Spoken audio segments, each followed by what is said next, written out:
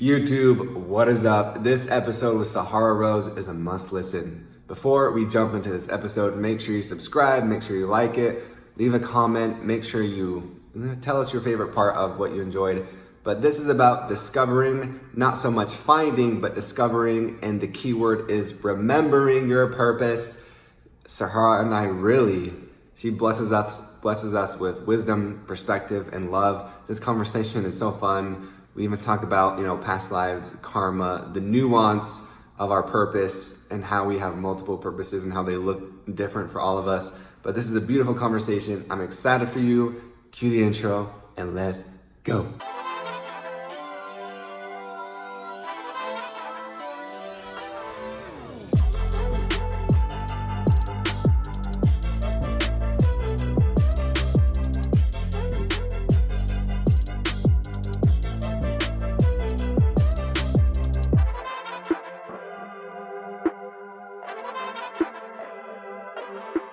Alrighty.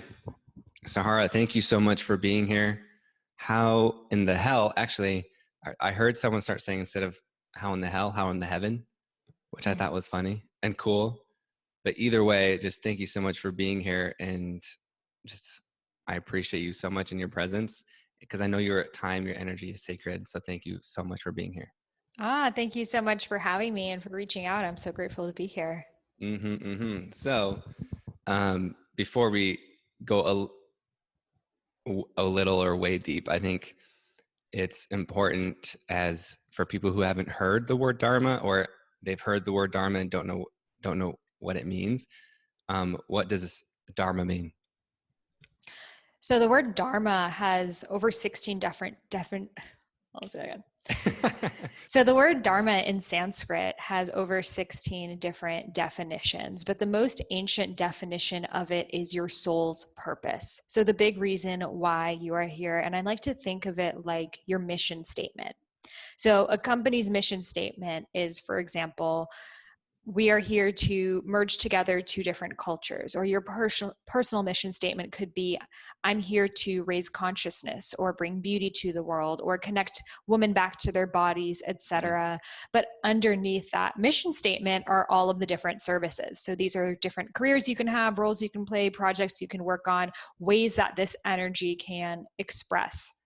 So truthfully, at the highest level, all of our dharmas is the same. We are all here to raise consciousness. We are all here to make the world a better place.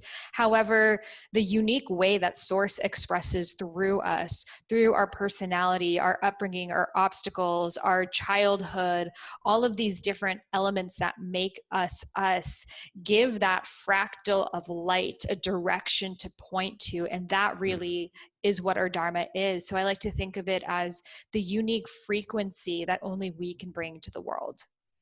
That's dope. And I don't know why I must have missed it. I don't know.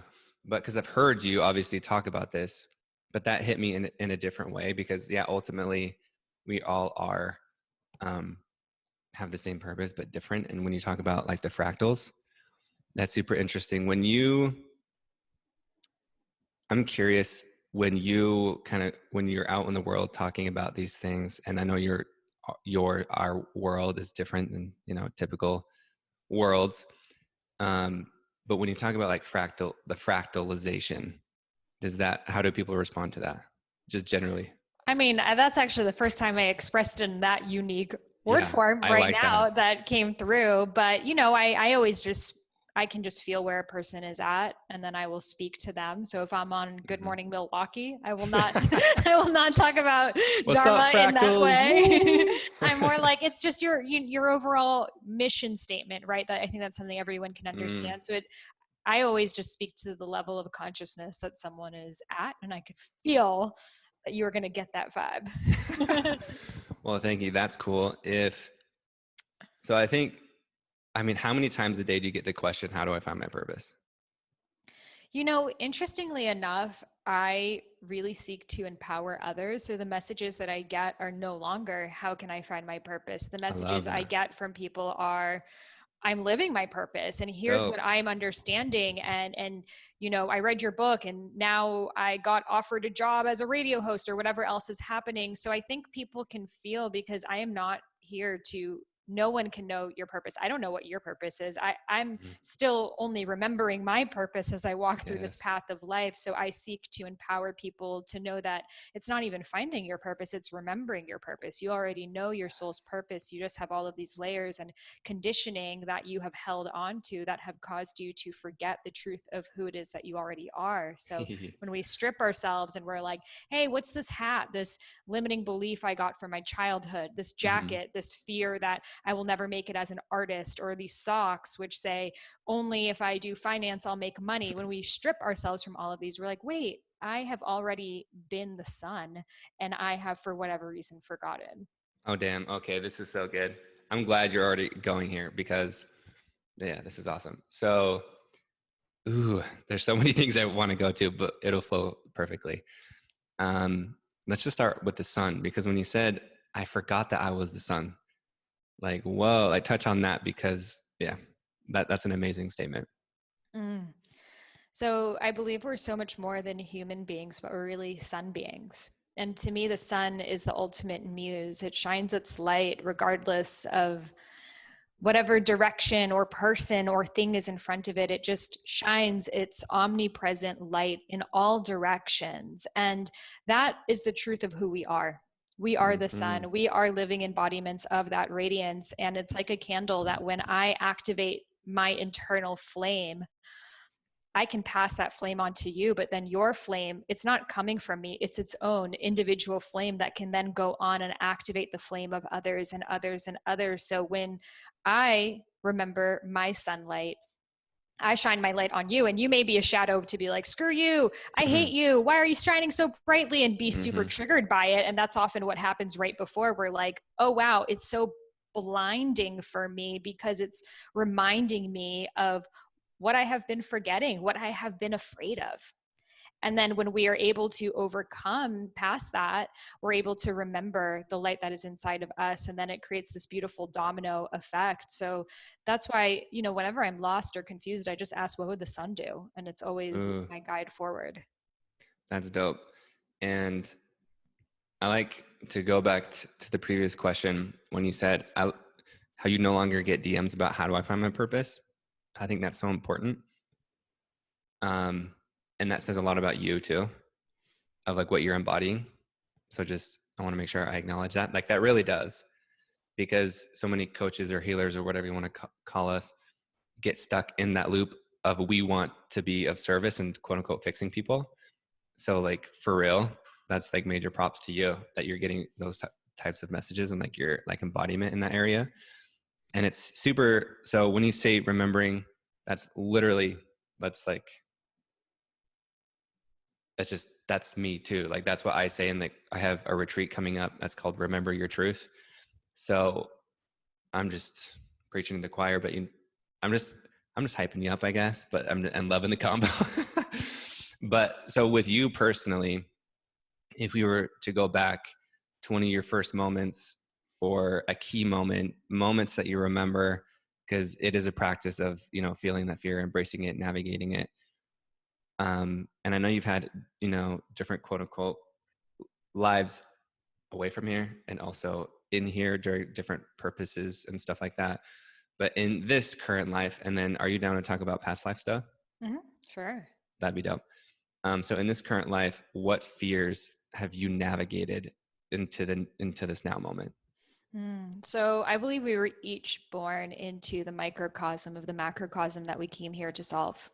So I was born in a lineage of female suppression and patriarchy and child marriage. My mother was a refugee and my dad was an immigrant. So really, they came to this country with one purpose: to survive. How Mm-hmm. can we make enough money to survive and be safe? They escaped from Iran, where there was an Islamic revolution and a war happening with Iraq. My mom fled by foot. So of course their number one goal is, how can I just be safe? So 2 years they came to the United States and they had me. So it's like, our first child, I'm the first person to be born in the United States. So let's make sure she does all of the safest things. Mm-hmm. And I believe that, first of all, I even chose that experience to see firsthand all of the violations of human rights that were happening in the world, like seeing firsthand my uncles being political prisoners, and again, all of these different situations I just spoke of, seeing firsthand what does a lack of freedom look like. Yeah. And then because of that mixture of my soul choosing that, but then also being born into seeing what it looks like to still not be free, even if you're in a free country, I always wanted more. Yep. At the same time, I felt the sense of responsibility, the savior complex we just mentioned, of I need to save the world. I was born here, so now I owe this lifetime to save all of the other people. I will do it. And it's a beautiful desire that we have of like, I'm going to save the world. And who are we to think that we're stronger or better or smarter than the universe?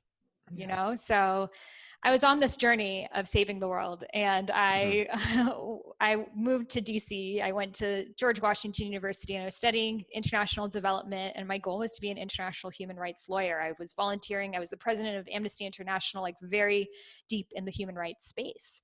And it wasn't until I was in college that my first detour happened of experiencing really crippling health issues. My body began shutting down and went to perimenopause when I was 21 years old. So when that happens and your body's no longer producing any type of hormones, the doctors told me by the time I'm 50, I will probably be handicapped because I'm no longer creating any estrogen in my body, never be able to have children. And then all of the side effects that come with your body going into that state of insomnia, digestive issues, like fainting all the time, so many different problems. So I couldn't save the world. I had to first learn how to save myself and heal myself. And it was really this redirection. And I think so many of us, we project on the outside world, but we don't really look within ourselves. So my journey became about self-healing. And that was really the first destination that I went on, which brought me to Ayurveda, the world's oldest health system.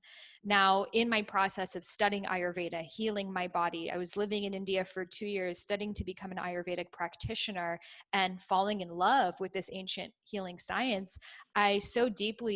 I had this realization that maybe these health problems, all of these challenges happened to me for a reason, so I could share about Ayurveda, especially to millennial women who didn't have access to this type of wisdom and knowledge. So I decided I would write a book on Ayurveda. And that's when my second redirection or layer that I needed to let go happened, of my parents being like, wait, you are going to write a book?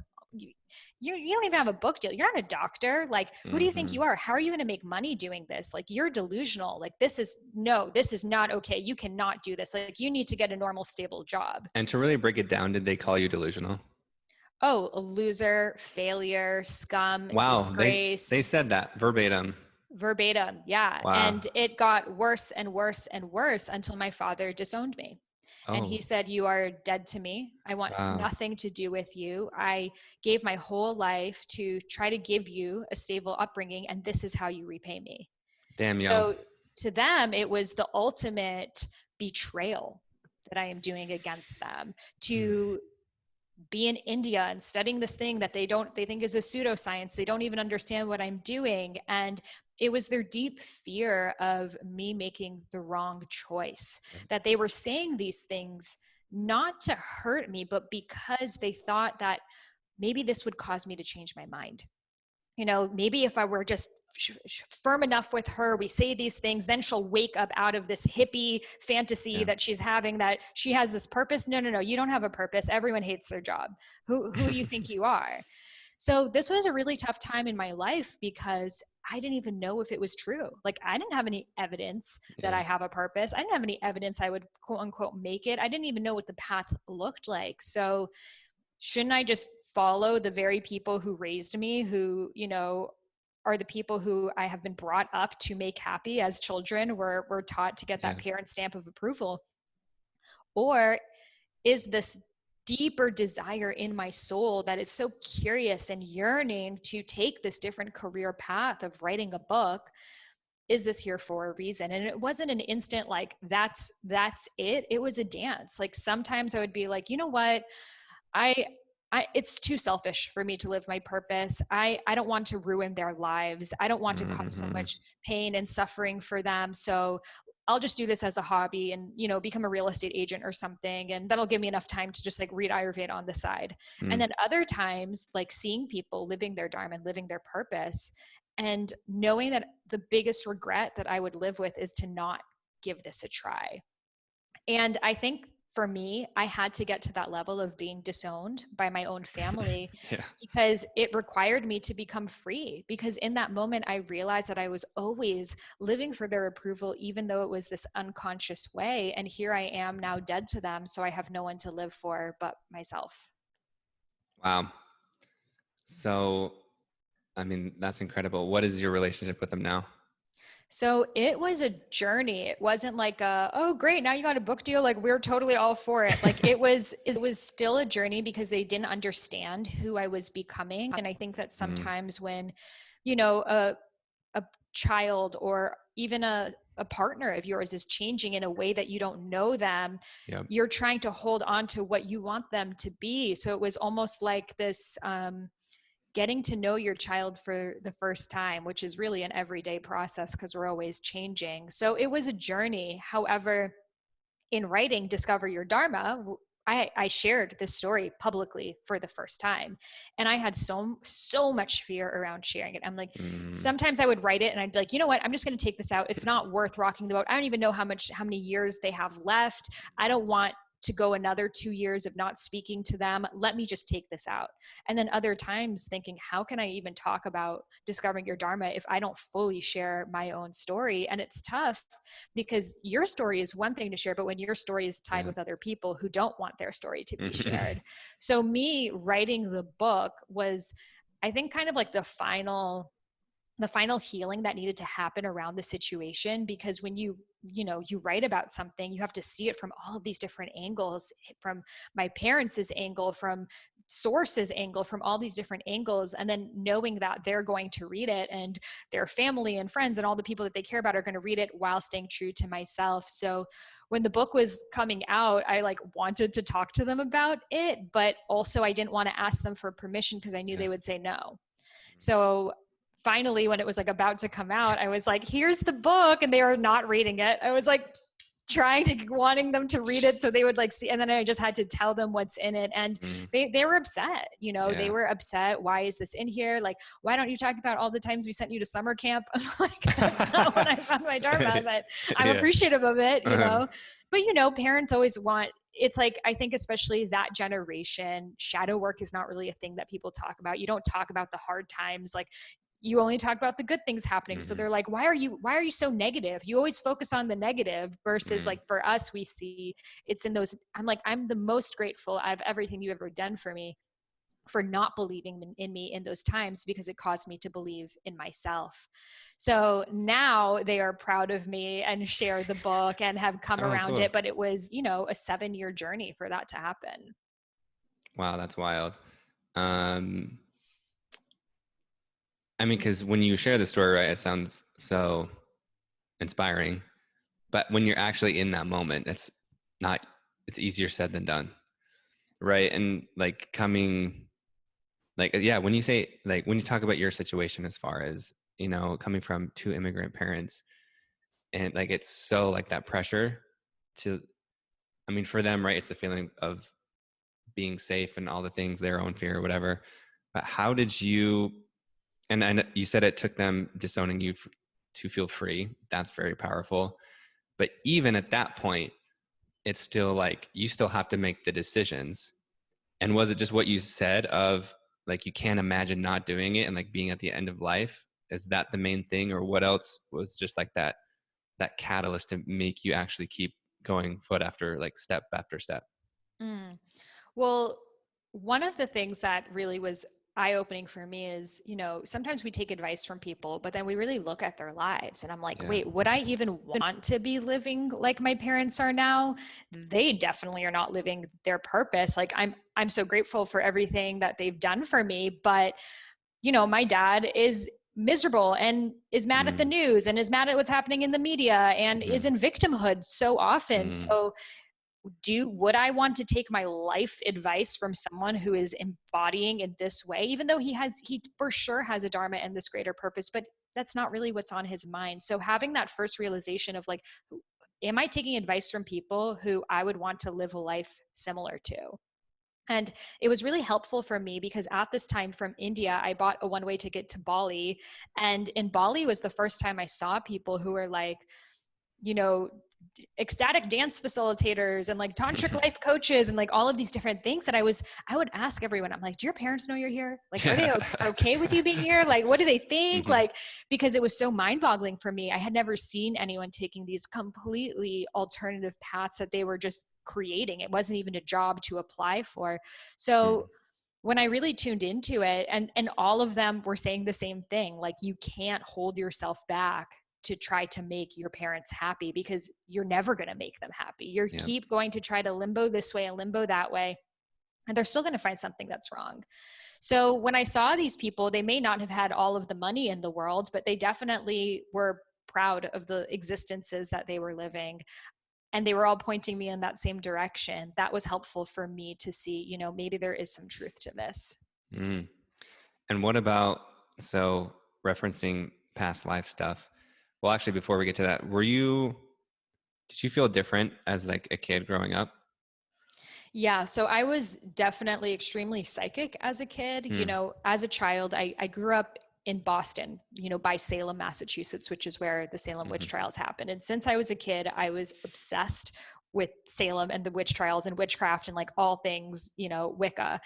And I started to go like on the weekends and get spell books, and, you know, I would like do all the witchy things. And I have these 3 other girls, and we would, you know, go to the 4 directions and like literally like do all of these, but we were good witches, but the other kids thought we were crazy. You know, we were like 10 years old. And I actually I was walking on a hill during recess, and these group of kids in my class, they were like, burn the witch at the stake, burn the witch at the stake. And this boy threw me down the hill, and he had on one of those casts that you can walk in, those like metal casts. So he threw me down the hill, but he came tumbling after me, and his cast hit my head and gave me a concussion.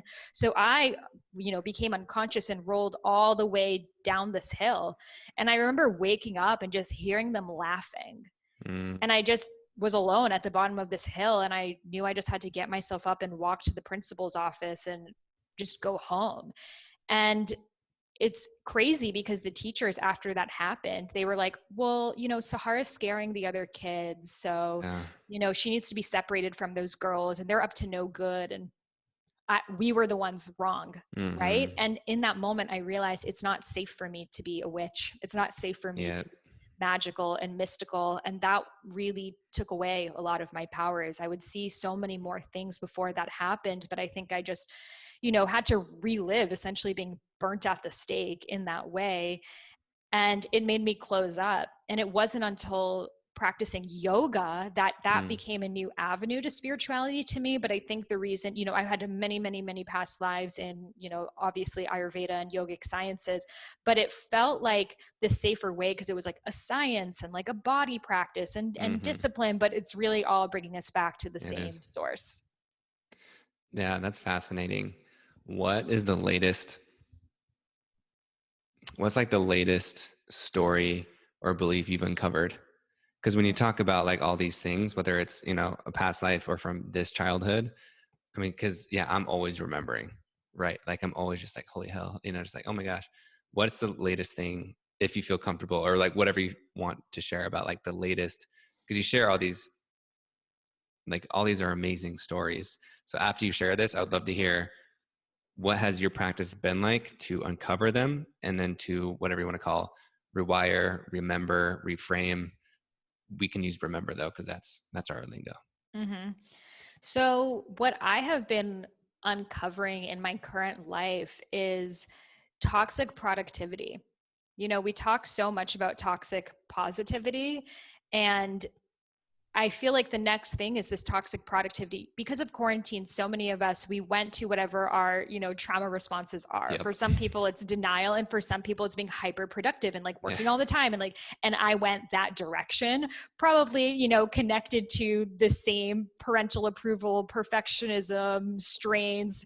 Also, I have 7 planets in Capricorn, guys. So, you know, it's a lot in Capricorn. I was actually going to say, when you posted about, we're actually pretty similar, because I'm a projector and have tons of Capricorn and Sagittarius too, but keep going. I love that. Yeah. So for me, it's really been looking at my relationship with this toxic productivity, that like, what else could I do and get more done? And like every time there's a free moment in my schedule, like, let me find more things to do. And to sit into that receiving state and trusting that I am being guided without me having to do and control. And I think that so many of us, especially entrepreneurs, we have the story that if I don't do it, or if I'm not in control of it, it will go wrong. Yep. So it's really hard for us to let go, because we have all of this proof. Look, I try to let go. I try to trust this one time, it didn't work. So now I can't do it. So and I've really been exploring a lot about human design, actually, like going super deep into the different gates and channels and incarnation cross and all of these different layers, which I absolutely love. And, as a projector, which we both are, it's so important for us to rest and to be in that horizontal state. And we are meant to be paid for what we see, not what we do. So I'm like, Sahara, get into your projectorness, like no more than 3 hours a day of work. But my conditioning is like, oh no, well, you got to show your team that you're working so hard, or like, you got to keep going. So it's crazy that it's hard to not do, but for me, it's the hardest thing. So I love that. Yeah. Obviously I'm very similar, and I feel like that's now just really starting to come online. How I mentioned the retreat earlier, I'm only going to do things that are fun and easy. I'm only going to do things that are fun and easy. And I have so many ideas, I'm sure you do as well, that I'm like, oh my God. And it's so uncomfortable to not like try and like create it all the time. But I drop in, like, is this just for me or is this for everyone, And so I was like, I'm only going to do something that's fun and easy. And I had some resistance to doing the retreat, because I'm like, I don't want to do, like 30 calls to sign up 15, 16 people. I was like, this is going to be as easy as possible.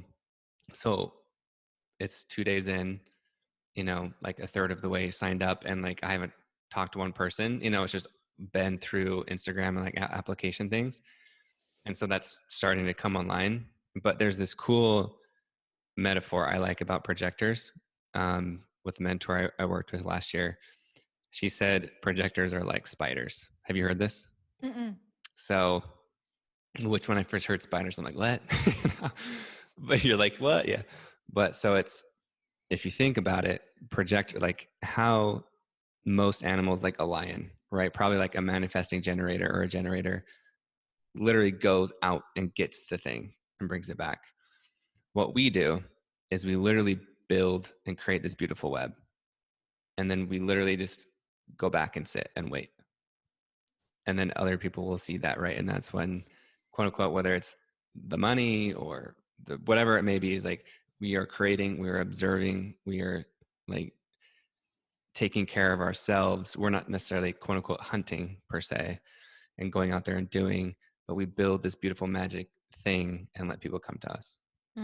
I so resonate with that. And it's tough living in a world that's 70% generators, manifesting generators, because we're like, well, that person like got what they wanted and just went for it. And then it's also what I struggle with too, is I'm like, well, what about the time that I reached out to that person and ended up working? Like I didn't wait for the invitation. So, it's definitely tough. And, nothing is literal. Nothing is 100%. It's all nuanced. But I do feel like we are opening up into this new way of being, of in the world, the new paradigm that we are creating. And I believe that many of us will be completely living in it in this lifetime. I believe communities are being built that there's going to be many, many different dimensions happening on this planet. Right. But when you're fully in alignment with your Dharma and everyone around you is in full alignment with your Dharma, you don't need to do all of these different things that are not your Dharma anymore. In fact, you realize the opportunity cost of that. And you also realize it's getting in the way of someone else living their Dharma. So for example, if I'm like, let me like go in the back of my website and like change up all these things and like the funnel and this and that, like there's actually someone who loves doing that, who I'm preventing them from being in their unique zone of genius. So who am I to think that I should be doing that? Maybe at that moment of time, Source had a download for me that I would have missed because I would have been too frustrated trying to make this thing happen that is not in alignment with my Dharma. So, I think at the beginning of our journeys, especially in an entrepreneurial journey, you do kind of have to do these things that you might not want to do, but you're Yep. excited about doing it. Yes. Like when I first started my website, I was excited to learn Mhm. how to SEO and do the web design and do this and do that, because I was like, there was momentum going there. Mhm. But then you reach this point that you continue to refine and like, what are the things that are coming on the rocket ship and what are the things that are just baggage at this point. And the further along that rocket goes, the higher layers, the higher dimensions, you start to really fine tune every ounce that you're holding onto. And you're like, oh, if that even feels a little bit off, it is holding me back from my true dharma and from being of service to humanity. Oof, I love that too. Yeah, I resonate hard with all of this. Um, there's one thing that I've really liked and that I've been working on is literally like my frequency is the formula, because I resonate with you of like, well, this one time, or like many times I've hustled and it's worked, right? And so I love how you talk about the nuance, and it's not forever and always. It's if, when, maybe, all the time, definitely, probably not, or never, depending on where you are. Mm-hmm. Um, but yeah, like literally, like I've seen just crazy things happen just from, like, it's crazy because you mentioned earlier in the conversation about, yeah, the universe source or what, like, we don't know better than that. And so when I work on my frequency, like my being is the thing, like my creations speak for themselves. Like I literally, do you have any like 5G or like blocker, like technology that like blocks things or like sends out frequency? Like I have like shungite all over. Okay, so I have like this thing that like it restructures water.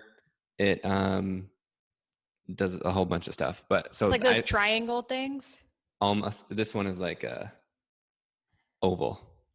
Okay. I also have this like Soma Vedic. Oh, I have the, yeah, that's what I'm talking about. Soma Vedic. Okay. Okay. Yeah, I got I that. could have just said the brand name. So I have the Soma Vedic, and that's what I picture myself as. Hmm. Is like I am like affecting as I go, because like I can't see everything that's happening. Some people can, but to me, I'm like, I'm literally like affecting things. And it's crazy. I've just seen so much evidence in my life now of literally me not doing things. And I just think or feel, mostly feel, to me, it's almost the same now. And things just like appear. Like yesterday, I was like, 3 people asked about something. I was like, okay, I guess I need to do that event or like this product, something that I had the idea with. So it's just interesting to see how those come through. I'm curious about your past life stuff. What do you know how many lives you've lived? It's The way that limitless. I see past lives is, yeah, like they're not even in the past. It's all simultaneously happening in the now. And our Mm-hmm. our human brain loves to be like past, present, future, like Mm-hmm. how many, like where were they? Like was I the princess of Egypt? Like, like have these amazing stories. And for me, the ultimate way that I have actually channeled past lives, and I've done like quantum hypnosis healing technique and Cool. past life conferences and all sorts of things, but it's actually just been from intuitively feeling like, what do I resonate with? Cool. What are the historical time periods? What are the languages, cultures? What is the information that channels through me? So my main clair is claircognizance of just a knowing. And for people who don't know, clair is like your intuitive abilities. Clairvoyant is seeing, clairaudient is hearing, clairsentient is feeling, claircognizance is knowing. So for me, for example, when I was writing my especially my book Idiot's Guide to Ayurveda, which was that first one that got published, that Deepak Chopra wrote the first forward to, I would just look out the window and just type, and like specific information was coming through: gunas, Mm-hmm. subgunas, koshas. I can't make this shit up. It's a science. So this was completely past life knowledge that was coming back to me. And I Mm-hmm. had this like remembrance. And for me, the remembrance, it feels like vague. It feels, sometimes I'll see glimpses of it in a dream. Like, for example, this one I was later shown in a dream. I was flying over ancient India and I saw the Saraswati River, which is a river that has been dried up for the past couple thousand of years. So Mm-hmm. I couldn't have known this. And it showed me this is where your soul is from. And it's actually where the Vedas were written. Mm. It's actually where my ancestors are from, even in this human life. Cool. So in that lifetime, I was one of the rishis that was originally channeling Ayurveda. Ayurveda is, just like yoga, tantra. These are all channel texts. Like no one invented it. They're just tapping into it and they're scribing it. So in that lifetime, I was one of the rishis channeling this Ayurvedic text, but the other rishis, they wanted to combine it with religion. They wanted to use it as a form of like a religious and a form of control. And it was very patriarchal. So I said, I will come back in another life as a woman and bring Ayurveda to the people. Oh, that's cool. And that is why, the very first like major dharmic lesson that I had to go through were my health problems to redirect me in that direction. And then all of the past life information began coming through. So it was really like relearning a language that I once knew. And then, as soon as I wrote that book and the next book on Ayurveda, I could feel that I was done with that. And that's the other thing. Sometimes past lives, you have specific soul contracts with them. Yep. You're meant to be channeling that information for a period of time, but it's just like a faucet. Sometimes then it just turns off and you're like, and then it feels like, I don't really want to be doing this. It feels heavy. It feels stuck. Like I feel like I'm repeating myself. And some people are like fully operating from one frequency that they are channeling their whole lives. Whereas for others, it's like different soul contracts that really shift throughout our lives. And it really, just depends on your unique karma. But I could feel that for me, just talking about Ayurveda in terms of like health and nutrition and like meditations, the way that it's traditionally being taught, I was done with that. And it was to take these concepts now to bring Ayurveda into Dharma and other areas of being. So that's obviously a major past life of mine. And then also Lemuria. I don't know how much you guys go into different, but Lemuria is the most ancient civilization on Earth that, our human mind can't really even put into years, but this is like, they say between like 2 million years ago to 200,000 years ago was the time of Lemuria, also called Mu. So this is the ancient civilization that is modern day Polynesian islands. Kind of like all of the Pacific. And really the frequency of it is based on the heart.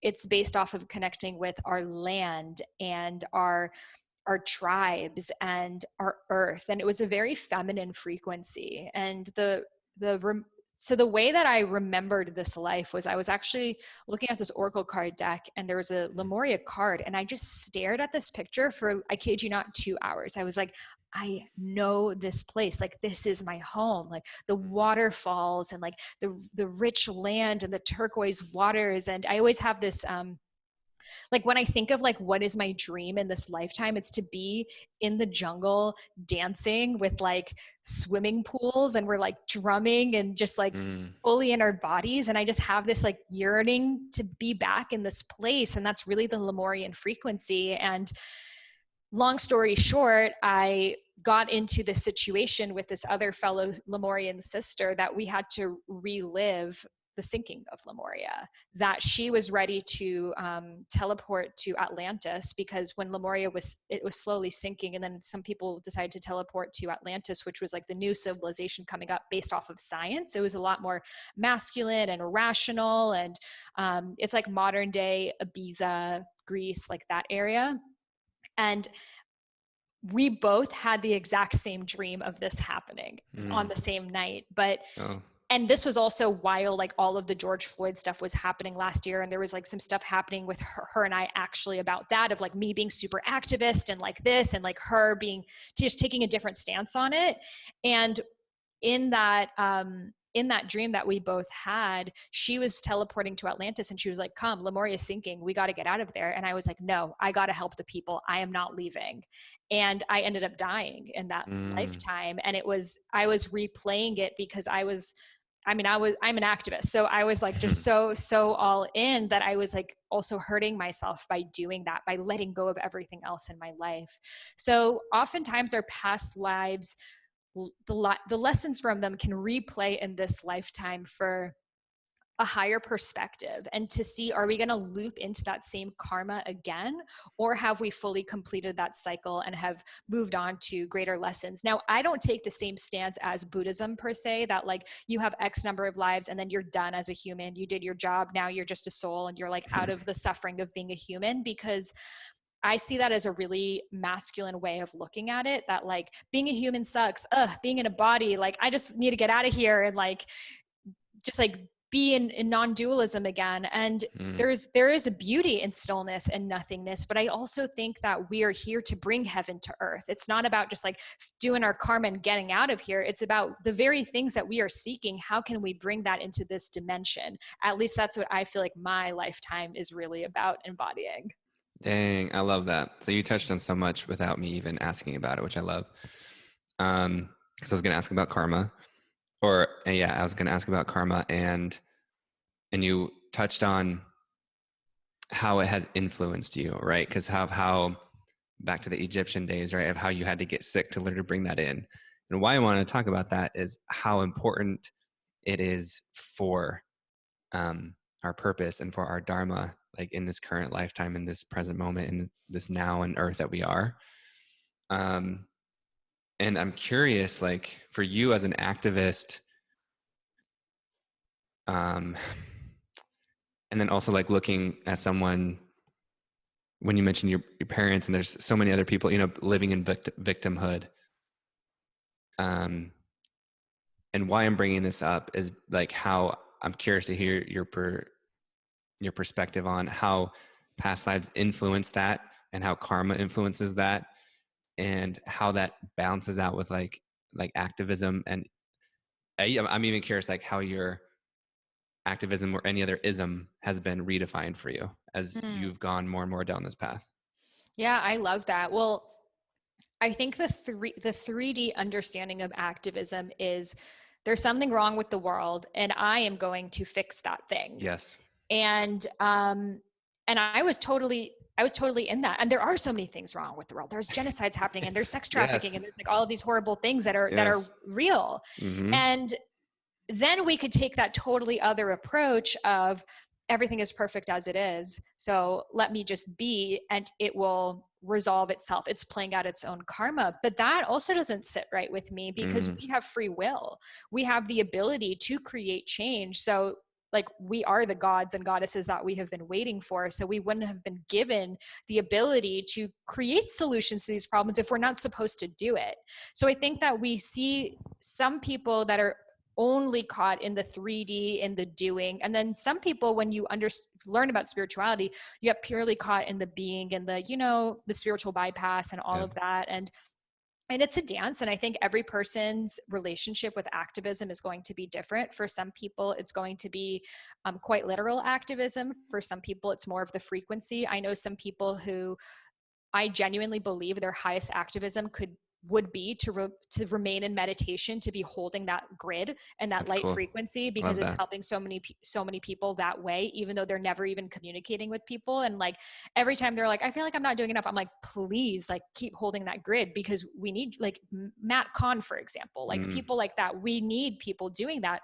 But then we also need people like Marianne Williamson, who are like, okay, I'm going to run for president and like raise awareness and like be in the pit of the fire. And different lifetimes are going to cause, different things. So for me, it has been finding the point of my highest form of joy with my highest form of service, not as a sacrificial thing, service, not as because no one else wants to do it, I guess I have to do it, which is what I used to think that it would be. I was like, I'm going to be a human shield and stand in front of a bulldozer, and like that's how I will save a village.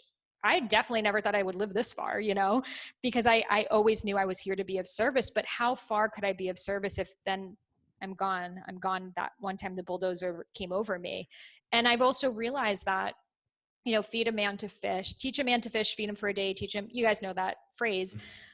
But tell someone what to do, you may have solved that problem for a period of time, but raise their consciousness and they will know what to do later on. Like the fact that we have to be like, hey guys, like hating people because their skin color is different than you is wrong, is like, Duh, like of Yeah, duh. course, like the fact that someone can't understand that is like, this is a consciousness issue.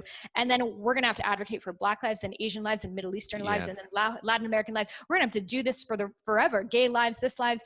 Like, we need to raise consciousness so people understand that that person that you hate so much because they're so different than you is you.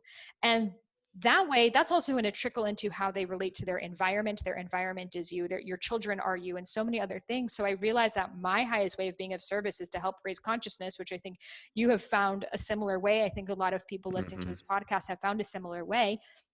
But does that negate me from the responsibility to still continue to be of service to the people who will never listen to my podcast, who don't even have internet or electricity? No. Yeah. And I will continue to, with my resources, sponsor girls from sex trafficking in India and children who live in landfills in Cambodia, and all of Yeah. these people who raising consciousness is probably not in this lifetime for them, No. unfortunately. But the fact that I can help means that it is my dharma to also help. Damn, yo, that was a beautiful explanation and perspective because it's both, Mm-hmm. and back to the person who, is, literally meditating and holding that frequency in this lifetime. That's probably, as of now, maybe later it'll change what they can do to provide the most impact and service. And I think we get caught up right in like the greater or less than, because it goes back to like, am I doing enough? Da da da da.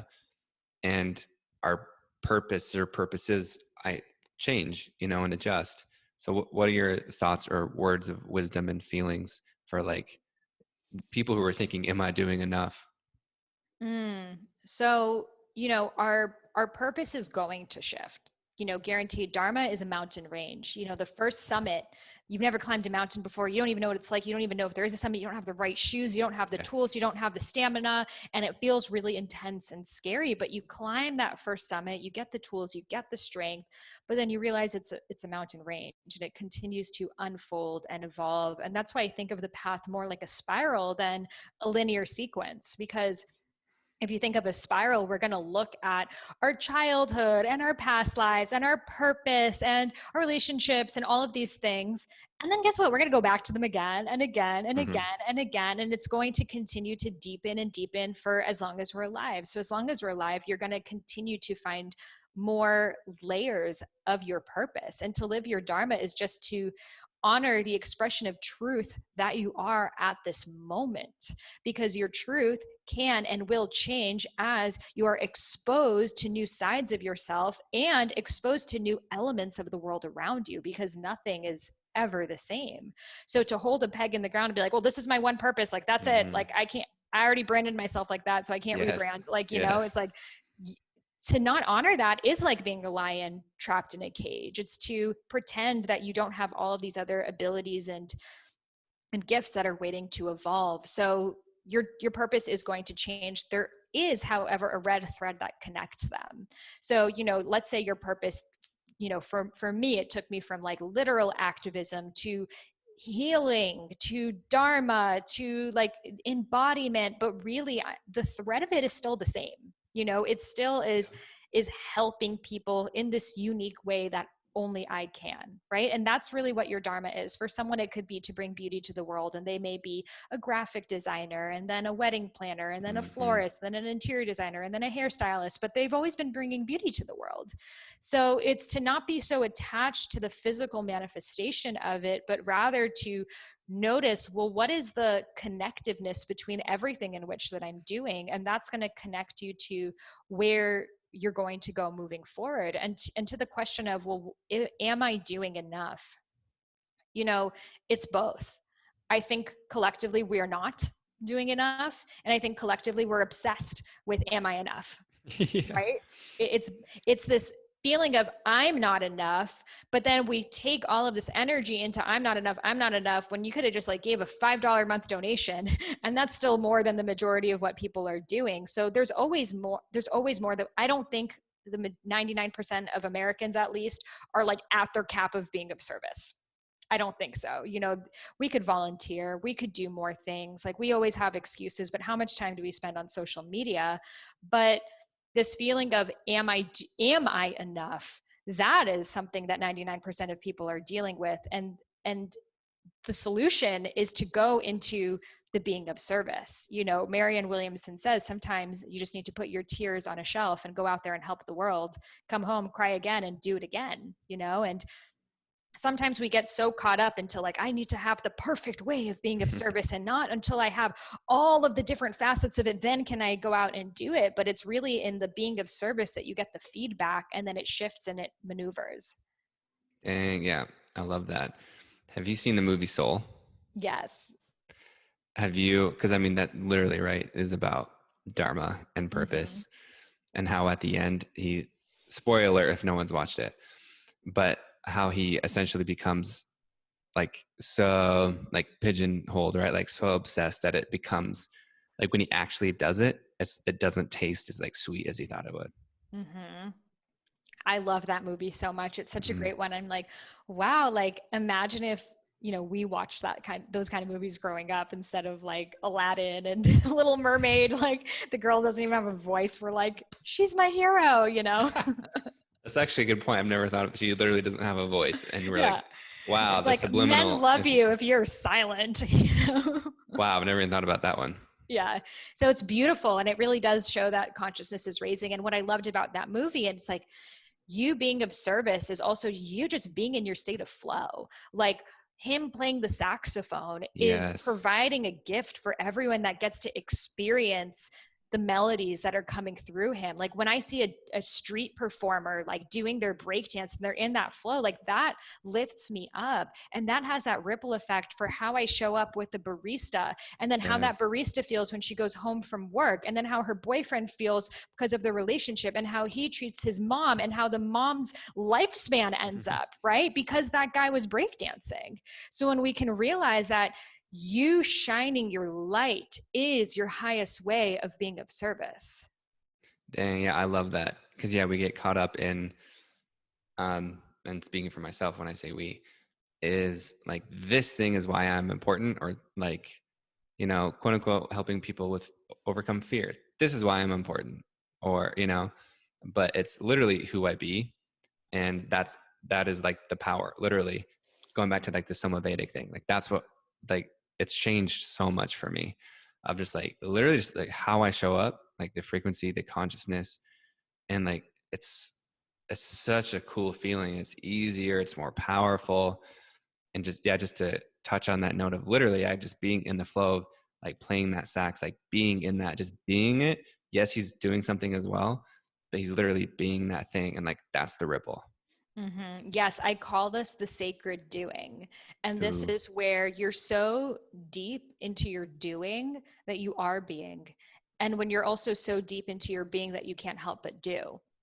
So I feel like there's this battle, like kind of in Yes. the spiritual community of like, we're human beings, not human doings, like boycott all doing, you know, oh my God, they're doing so much, sheeple, like, you know, and then like these other people that are Yeah. like, be more productive, get more done in your day, like hustle, hustle. And it's like this, you gotta choose a side of the coin, and that's just not true. It's your Mm. dharma is the expression of both, because you know I have done many types of meditation trainings and this and that, and I would always like get mad at me. I'm like, I'm such a bad meditator, like why am Yeah. I'm so bad at being, like what's wrong with me, and like, you know, it just became this other Yeah. thing that I wasn't good enough, another way to shame, Yeah. another way to not be enough. But when I am writing, when I am speaking, when I am dancing, like I am naturally in a meditative state without any pressure or force.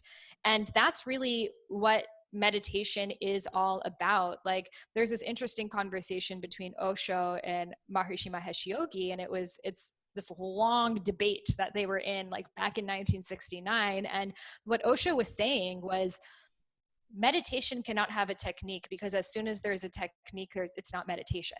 Mm. He's like, meditation is just being. He's like, but that doesn't require you sitting there and be like, okay, right now I'm going to just be. He's like, meditation can be you're in nature and you just become one with nature. You're singing and you just lose yourself with the song. It's the merging. And what Maharishi and his disciples were saying is like, well, the American mind can't do that. Like, Mm. we need to set a time for ourselves and have a technique and to practice around it for us to create the container to get into that state, which I totally understand. It was just this beautiful debate. Mm. And I can see both perspectives of like, in the perfect world, we would just be able to like, be by the waterfall and just enter that meditative state. But we're on our phones and like, we need to set the time. Otherwise, we're not going to Yep. do it. But then why aren't we questioning why our culture is built like this? That Yes. it requires so much effort and force to just do the most basic thing of being. I love this. This conversation is so nuanced, and love it. Um, will you repeat that sentence again of like the beings? Was it you're The so sacred doing, yes. yeah. So the sacred doing is when you are so deep into your being that you can't help but do. And when you're so Oof, deep into your doing that you naturally are being. I love that. Yeah, thank you. What is it for you? Like, what are your Mm. sacred doings? Ooh, yes, I love asking me a question. My sacred doing. It's my sacred doing. It's this, right? Like technically, yeah, like I'm doing something. Um, and like, whether it's intuitive sessions with people, like I am a projector, right? So like I only want to do like 2 of those a day, but they are my favorite thing in the world. And so I have my kind of what you mentioned before about how all these different purposes, kind of build on each other about bringing beauty. My first quote unquote passion and purpose was actually hip hop. And so like I remember, performing for like hundreds and like thousands of people. That's what it was like performing was literally that, like so just like enthralling. And same with like guiding meditations. It's that same thing of like I'm doing, but then I just be, because Mhm. it's so flow and it's so fun. And like in those guiding sessions or remembering sessions, like, because it really is like we're going to a place that we've both never been before. And so to me, I love that so much because it really is that performance and the yin and the yang, and like we're both creating together.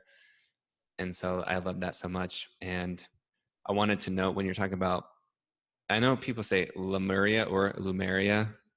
I know people say whatever, but when you were talking about that, I just want to point out like your body totally like lit up. I love me some Lemuria. Can't wait to go back. Yeah, I love that. Good question.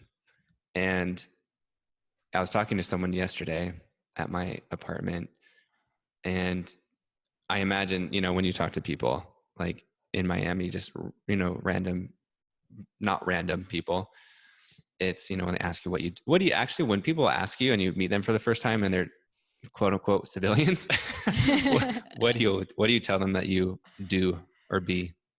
I just say I'm an author. They're like, so you write books? They're like, what kind? Like, and I'm like, Yeah. discover your dharma. They're like, what's a dharma? I'm like, it's just they don't get it at all. Like, they Mm. probably think I'm like a children's book author or something. It's like fine because we're Yeah. really all imagining things. How about you? Yeah, that's cool. So why I asked that is because, I'll say a fear coach. And of course that sparks plenty of conversations. And then he was just talking about, of course, how Wim Hof has made cold exposure so popular. And so he was watching this video of, top 5 habits that successful CEOs do. And now like they're doing breath work and like cold exposure. And so why that came to mind is because it's like the scheduling thing. It becomes so masculine and only doing, but again, it's both. And so just to comment on how I love it, right? We love it because like we are raising consciousness and these amazing tools are getting wider and greater. But at the same time, it's being, what's the right word to say? I don't want to say bastardized, but like misconstrued or like, yeah, I just wanted to comment on that because that's just so interesting. Like how I see that of just meditating or certain things. It's just like we turn them into what you said of more things to do and something that you're not doing good enough still.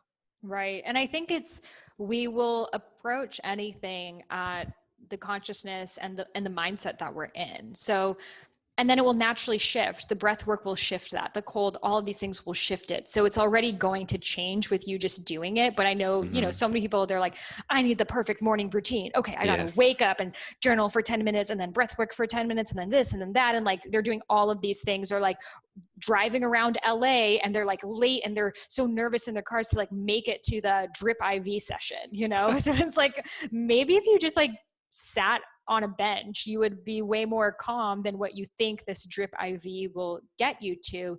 But I think it's just a natural level that we're in. I have these 5 stages of Dharma discovery. And the second one is that self-improvement of like this obsession with improving ourselves.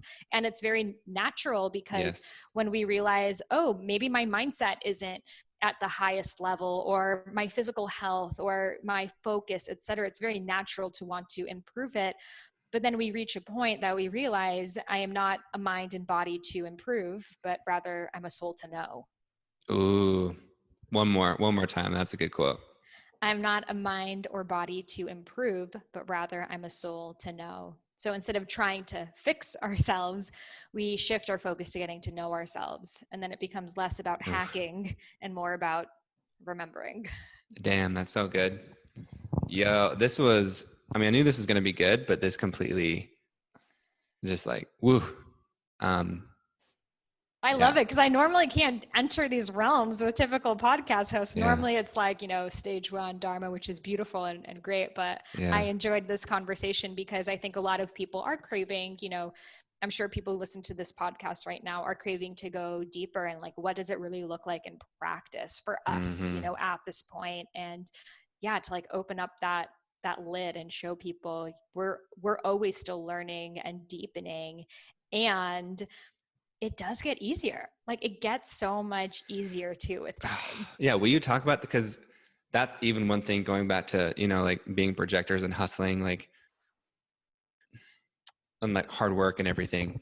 It does get easier, but that's one thing I keep questioning. For a long time, I've had this belief almost of, like I felt bad for it being easy.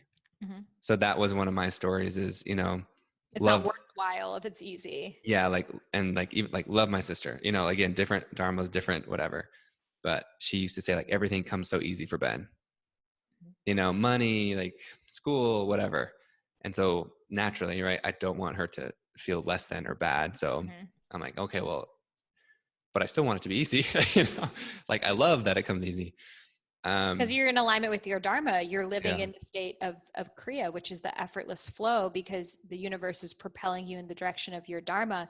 When obstacles show up for us, it's often feedback to tell us where we're out of alignment. It's like the word karma, it really is bounded action by the universe. So when we're experiencing those challenges, it's not out to get us, it's to show us where we're off and where the things that maybe we need to make a U-turn and course correct and move back on. But truly, when you're living your Dharma, you do experience that flow and the synchronicities and the remembrance. But first, sometimes to get to the path of least resistance, you first must follow the path that you are personally the most resistant to. And I love that we've talked a lot, about that a lot in quite a few different examples of like, it can start this way. It doesn't have to, but for a lot of us, right? Like that's how it starts. And then we can graduate from that. Mm-hmm. Absolutely. Because if we didn't have those things, I think in the future, like our kids and our kids' kids will just be like, I'm just going to be an astronaut and that's what's happening. And like, that's it. Like everyone's supporting them and they just do it. And then, look at like Greta Thunberg. She is one of the world's youngest activists and making so much change in the environmental sphere. And she's just like, I'm 15 years old and I'm going to do it. Whereas, she didn't have to do all of the deconditioning and all of the stuff that a lot of other people had to do. So what could this world look like if instead of putting our focus into trying to heal and unveil and unlayer, we could just be like, I'm just going to live my Dharma. And that's already happening because so many of us we're like the indigo generation and we're making space for the rainbows to just be like, I'm a rainbow, boo, shining my light. I love that. But I'd even be interested with like someone like Greta. Like I'd love to have a conversation with her because doesn't have to be, but like from outside looking in, like trauma and beliefs building even within that, because she is like that first, she's 15 years old now. Yeah, I mean, I can just like feel she definitely has that savior. I don't want to call it Mm, savior complex. I yeah, love yeah. what she's doing, and it's amazing. And I think that also her soul, like, because she has Asperger's syndrome, Mm-hmm. um, and it's one of her greatest gifts, I think, because she's Mm-hmm. able to like detach herself from feeling hypersensitive in the way that like many young teenage girls would feel, like Yes. being in a room of these like politicians and CEOs and these people like destroying the environment, and she's just like strong in that, like, no, like, we need to stop this, like, you guys need to grow up. I am not going to grow up on this planet that doesn't have resources. So I think that is her gift. But every human has stuff that they're Yep. working through, but I think that her soul definitely chose to make this her primary focus. Yeah, right. Isn't that, and that's cool. I love how you talked about that, like that being her gift, Mm-hmm. because it's so easy to not view it that way. Mm-hmm. Like, really though, like, and so many quote unquote bad things have happened. Um, like, and it is hard to say, right? Because it goes even back to like the activism of like doing it, the importance of doing it, but also not doing it, depending who you are. And even like just like karmic laws and stuff like that. That's something that I've always wondered about. It's like universal law, like balancing itself out. What are your thoughts on that? Like the greater universal karma of having duality, like equal amounts of good and bad. Or like cause and effect. Like, if I was the oppressor in this life, I will be the oppressed, or like kind of that thing. Yeah, so I think it's a lot further out than we think. Like, there is definitely some of that like instant cause and effect karma Mm-hmm. that happens of like, you're a bitch to someone, like you get a slap in the face, like it just Yeah. happens. But then there's past life karma. I think all of us spiritual healers, teachers, etc., probably did some really messed up shit in previous lifetimes Yeah. that were like Most having definitely. to show up in this way for things that we have done. So I don't think anyone has like 100% like perfect in all lifetimes. We learned that way. So I feel like the concept of karma also, what I do love about Buddhism is like the merit that by doing good deeds, regardless of what our karma is, we create more positive merit, which is essentially like currency, positive Mm. currency that allows us to live better lives. And we have probably spent a lot of lifetimes doing this work and studying this work to even be where we are right Yep. now. We have collected a lot of merit to be here. But that doesn't mean our journey is done. Like, I can also see, for example, I used to live in India, and in India, sometimes the concept of karma, just the modern caste system understanding of karma is like, well, that person's Yeah. homeless. Like, they're just going to be homeless in this lifetime. And I'm basically a prince. So I deserve this. And like, that's not Mm. what it is. We're still collecting positive merit or negative karma by the choices that we're making right now. But I don't see the goal of it to ascend and be out of the perpetual wheel. I see, you know, I do think that we take space between lifetimes. We come in other forms. We may come in spirit guide form, Mm-hmm. ascended masters, so many other things. But I don't think it's like sucks to be a human the same way that often like a lot of like spirituality is like, ugh, like I'm back on earth. Shit, get me out of here. Like, I think the purpose of us having these insights is so we could bridge them to humanity. Yeah, I love that. Well, I mean, yeah, this was definitely incredible. Was there anything else on your heart that you feel called to share? No, I mean, we traversed many different pathways. Traversed on the spiral We staircase. spiraled along, yes. Hmm. Well, Sahara, thank you so much. Yeah, just for, I mean, being and doing, because yeah, this conversation was, yeah, like how you, yeah, what you be, and like your energy and how you show up, but also what you're doing and like on all the ways. Yeah, and like props for like showing up in like the ways that you have, because like you said, we, of all the karma, all the things, whatever past lives, like we still have a choice. So thank you for making the choices to be here. Well, thank you so much for having me. It was such a lovely and fun conversation. I really enjoyed it. And yeah, Hmm. thanks for having me on. You know it. And of course, we got to do the podcast things. Got to plug the old book, got to tell them the social media things. Yeah, so listeners can connect with me on my website, iamsahararose.com. I actually have a quiz for your Dharma archetype. So if you're curious to learning more about your Dharma, there are 9 Dharma archetypes. So you could take that quiz. And it also has the link for my book, Discover Your Dharma, and all of my other resources there on my website, I am Sahara Rose. And my website is also, or my Instagram is also, I am Sahara Rose. And people, well, I'll say, and you do you have fun. So like you do TikToks and stuff. Last year that helped me become less serious. I've kind of stepped away from it. Then I've dipped my toe in it a little bit, but just so people know that you are a well-rounded individual and you have fun with all of it too. But you're Oh, serious and not yes. serious. Yes, I'm always learning new TikTok dances, twerking. I'm a DJ, so Yeah. find me on Instagram as well. Because that's the thing too. It's like the spiritual journey is meant to be fun. That's really the Mm-hmm. whole point of this. We're meant to have a good time here. So sometimes we take ourselves so seriously, and I feel the same way. Like my inner entertainer archetype has gotten to come out a lot more this past year because of the TikToks and Reels. So it's been a good time. Love it. Well, thank you. Thank you.